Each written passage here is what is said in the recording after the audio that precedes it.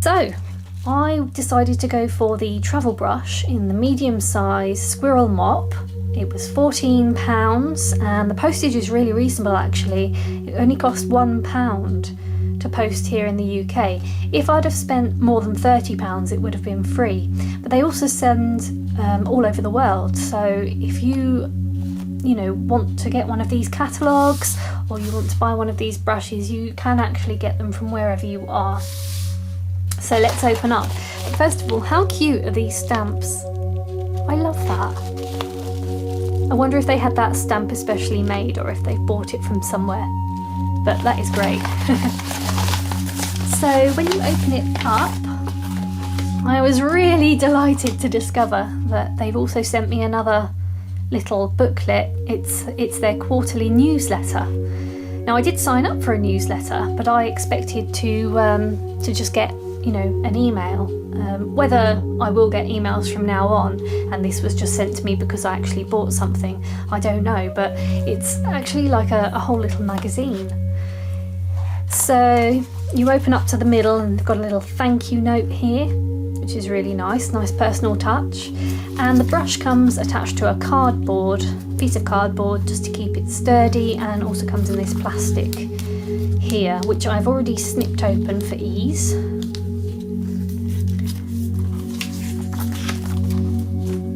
So we'll open the brush in just a sec. But first I just want to show you, now I don't know if this is actually Rosemary herself, but this is their little leaflet. I assume it is Rosemary because it's Rosemary Co. But they do have other people working for them. When I wrote to them to ask if the brush that I wanted was going to come back into stock soon, because it was out of stock when I went on there the other day, and I got an email back straight away saying that they've just checked on their shelves and it's there and it will be back up on the website momentarily. So that was brilliant. I was able to buy it half an hour later I was able to buy it. So they're really, really helpful people, very quick and efficient service. The catalogue came the very next day after I requested it. They send it for free. I'm really excited to read this later, their newsletter. It's like a little magazine, so that's going to be fun to browse later on. Bit of bedtime reading. Yeah. So without further ado, let's go on to have a little look at the brush. So the casing is standard casing, but it does have the, if you can see that, let's see if we can get focused. There's a hole at the other end. Let's get the book here to help us focus. There's a hole in the end to help the brush to breathe. So if you're out and about and you're using the brush and it's wet, you put it back into its casing and the hole helps it to aerate and breathe and dry properly.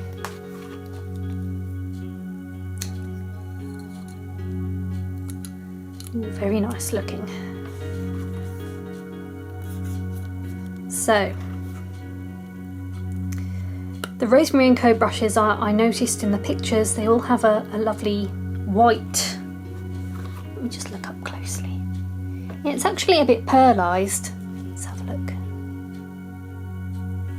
See if I can get this to focus for you so you can see the pearlescent kind of effect. They have a white barrel on all their travel brushes. Come on, focus for me please, camera. Seems like I can only focus that far. So you can't really tell on camera, but it's a lovely sheen to it. Then let's bring this back up so we can get closer. Oh, there we go, that's better. And then mop brushes are usually made by holding the hairs in by these threads or wires. I like how the first two are gold and the second two are silver. That's a nice touch, especially as I love gold things. It's kind of like they're new and they wanted to please me. Only joking. Now the brush is squirrel hair, and I don't know if you can see, but the hairs actually stop just where that line is there. The bristles don't go all the way down into this white barrel here. They actually are bound just to this point here. So that's interesting. Now of course it is quite hard at the moment because it's got its protective gum stuff on it, so I'll be dipping that into a brush in a moment, into a pot of water in a moment to loosen that up. Yeah, that looks lovely. Oh, and what we can do actually is we can get the catalogue. Let's go and find the brushes again. Where are they? Pocket brushes, page 39. Let's just see, just for a bit of fun, how it compares size-wise. Now, the one I bought was labelled as medium, so it's not actually on this page, but this one here is supposed to be the small size.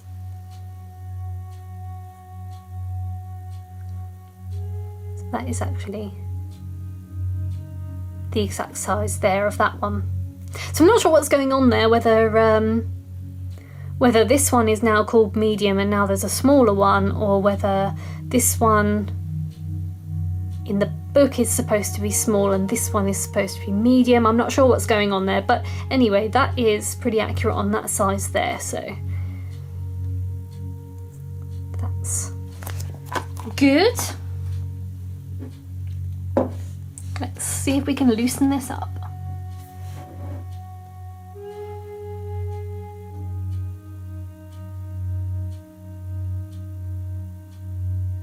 Now I don't know about you, but when I was younger I used to just crunch apart the glued bit when the bristles were all stuck together. I'd just, you know, be a bit rough with it, but you're not supposed to do that.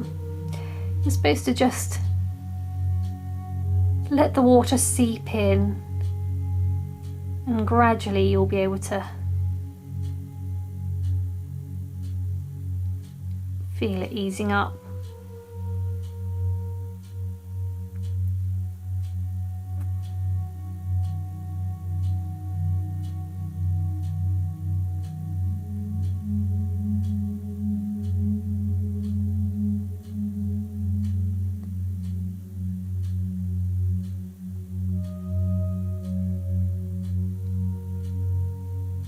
You can see the hairs coming apart in the water.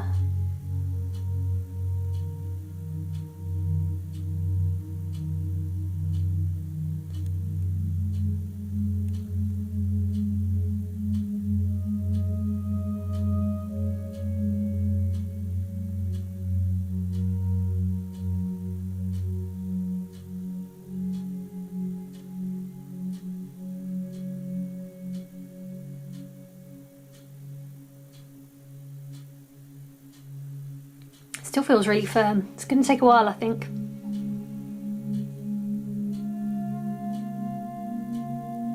Just gently pushing it against the side. Oh, it's starting to now. There we are.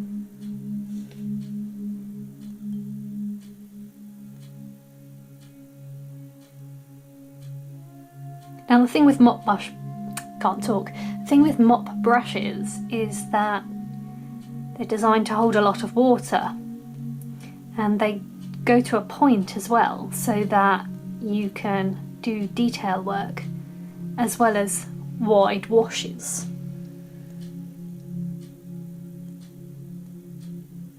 So let's grab a sketchbook and some paints and have a go. Leave that there.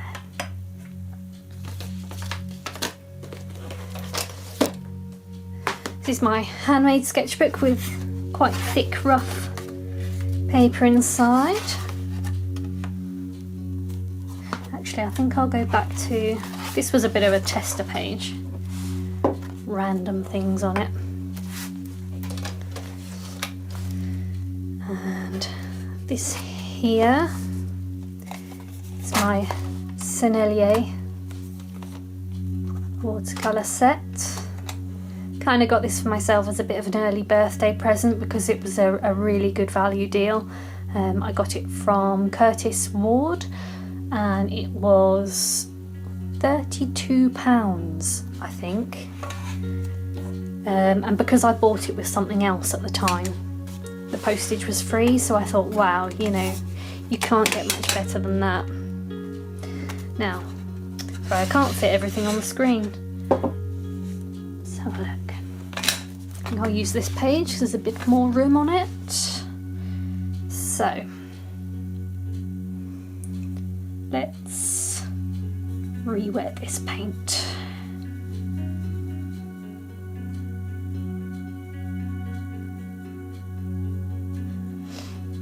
So even though the end of this almost resembles the size of my number 10 Pro Art one,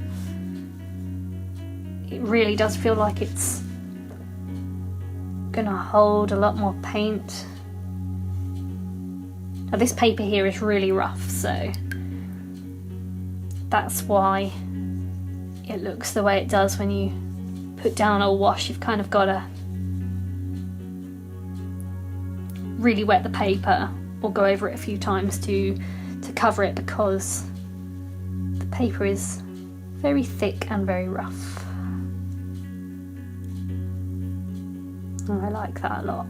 That's really, I can really feel the difference between this and a similar brush with a similar size. Just the way it's constructed and the way a mop brush is, it really feels like it holds a lot of water and a lot of pigment. So I'm just dipping my brush into, my brush is already wet and I'm dipping it into this green colour here to see if I can do details, because there is a point on the end there. What shall I draw? Just use some lines and see how thin I can go.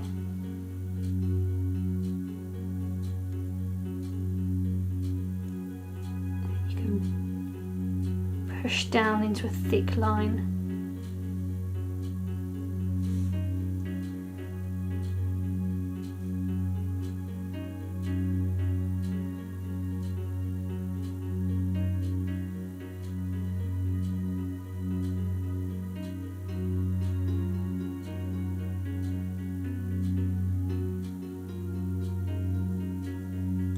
Yep, definitely getting some small lines in there. So I'll just pick up a bit more of that watered down paint that I'd got there. Let's show you close up.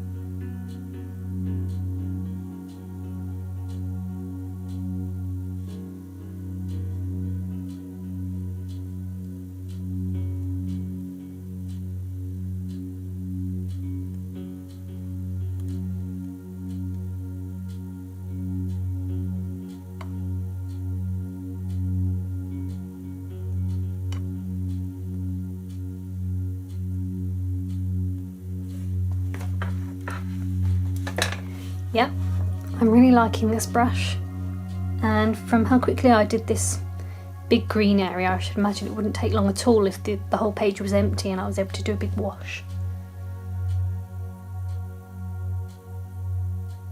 That's really, really nice, that brush.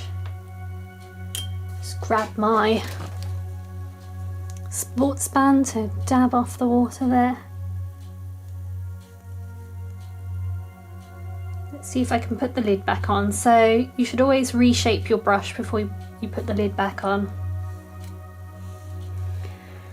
This bit's always tricky because you don't want to misshapen it, if that's a word.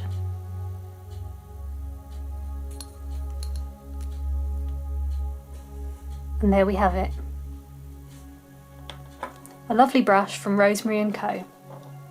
I definitely recommend this company. I had a really good experience.